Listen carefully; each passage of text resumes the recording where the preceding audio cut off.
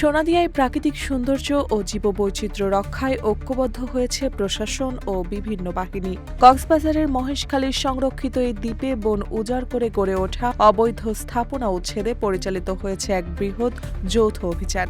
Coast guard, নৌবাহিনী, police, answer ও বন বিভাগের সমন্বয়ে এই সাঁড়াশি অভিযান পরিচালনা করা হয়। নেতৃত্ব দেন লেফটেন্যান্ট কমান্ডার সাব্বির আলম সুজন।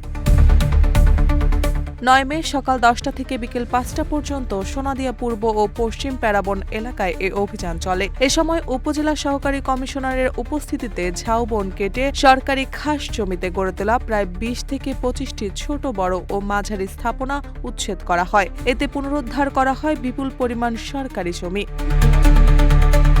অভিযান সংশ্লিষ্টরা জানান, পরিবেশগতভাবে সংকটাপন্ন এই এলাকায় অবৈধ কটেজ ও রিসোর্ট গড়ে ওঠায় জীববৈচিত্র্য মারাত্মকভাবে হুমকির মুখে পড়েছিল। তাই জনস্বার্থ ও পরিবেশ রক্ষায় ধারাবাহিকভাবে এ ধরনের অভিযান চালানো হচ্ছে। কোস্টগার্ডের পক্ষ থেকে জানানো হয়, সোনাদিয়ার জীববৈচিত্র্য ও প্রাকৃতিক ভারসাম্য রক্ষায় ভবিষ্যতেও এ ধরনের অভিযান অব্যাহত থাকবে।